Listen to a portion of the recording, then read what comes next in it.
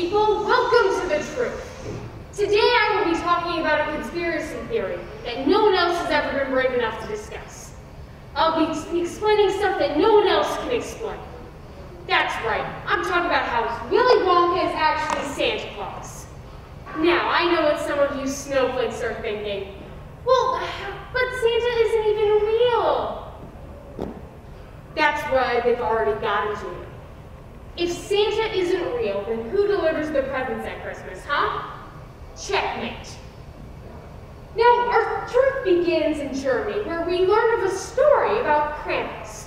Krampus is kind of like a spooky Santa Claus, where once a year, he will break into your house, determine if you've been bad or good during the year.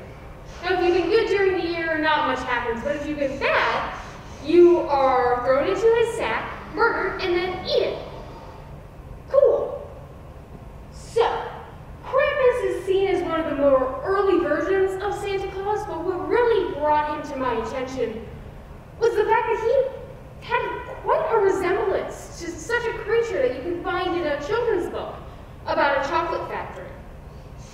Now, in Charlie and the Chocolate Factory, we are told about the Oompa Loompas, who were chased out of their home of Loompa Land by vicious creatures like the horrible Nids and the Wangdoodles and the Snozwangers. Now, the thing about the Snozwangers is that in a small little picture that we're shown in the book, they seem to have quite a similar form and figure to something of another creature that we know about. Someone like Krampus. That's right, Krampus is the Snozwanger from Loompa Land. And what is one of the Snozwanger's possible abilities that we are told about in the book? Shape-shifting. Now, this may seem like inconsequential, being able to change your shape into anyone or anything, but if you can change it to anything that you want to be, why not, I don't know, change it to an eccentric chocolate factory owner? That's right, I don't believe that the Oompa Loompas were chased out of their home, Loompa Land, by these vicious beasts that we're told about in the book. I think that they were actually chased out by Willy Wonka, who was the disguise of the Snozwanger, aka Krampus, who was simply trying to use them to start up his chocolate factory. After all, doesn't it seem a little convenient that Wonka just happened to have thousands of jobs laying around for all of these poor people who no longer had a home? I doubt it. Now, in Charlie and the Chocolate Factory, Willy Wonka is said to invite these children into his chocolate factory around the early 1920s. Once they get into the factory, they start going on a little tour, and they're taken on a really creepy boat ride, and then they're almost all nearly harmed or injured and almost murdered in some way, shape, or form. From the evil squirrels that try to hurt Veruca Salt to the fans that nearly decapitate Charlie Bucket, there's murder and danger around every corner of this chocolate factory. Now, all of these children walk out of the factory, but almost all of them have been changed, if not severely traumatized, in some way, shape, or form. Which means that Wonka just didn't achieve the goal that he wanted to yet. Now, after the inevitable HR crisis that's going to follow the fact that you harmed a bunch of children in your chocolate factory, Wonka quickly threw out the idea of the chocolate factory and passed it along to Charlie Bucket. Then Wonka took his Oompa Loompas and just moved to the farthest possible place that they could think of, like the North Pole or something.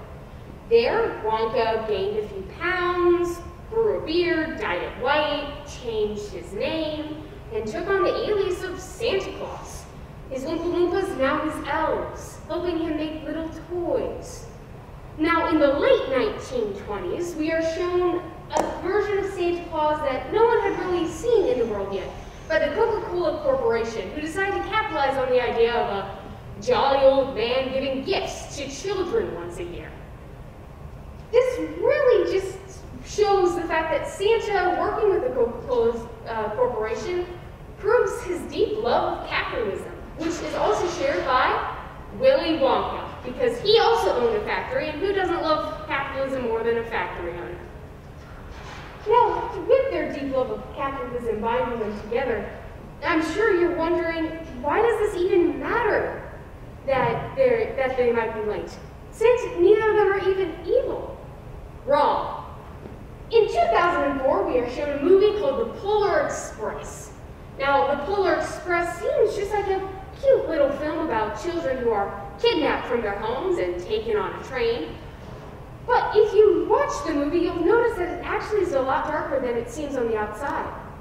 The train itself, while trying to cover up the fact that the conductor nearly throws a girl off when she doesn't have a ticket and the train's faulty brake system, distracts the children on it by showing them little bells and whistles and the wait staff doing dances and such. The children don't even think to assume that something might be wrong about this. And so, once they've reached the North Pole and the train stops, most of them leave, except for one character who had to stay behind, so the main character stayed behind to help them.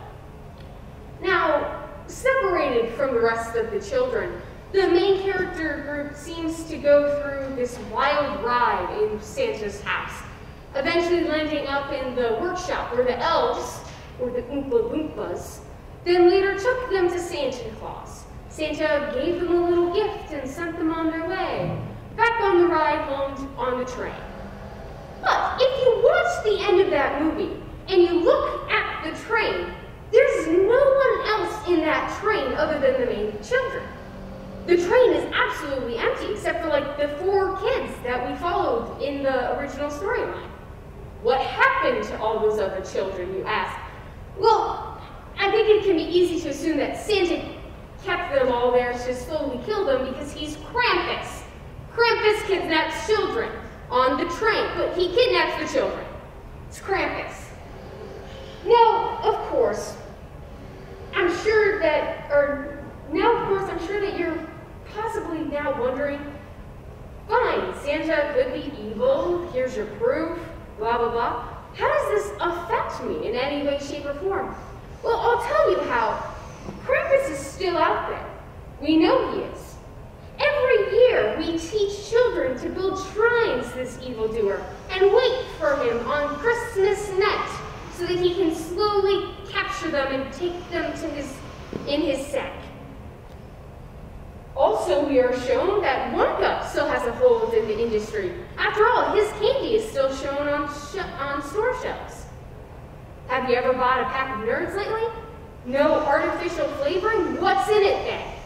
What makes them taste like that? We don't know. That's because they're deceiving you too. Merry Christmas indeed.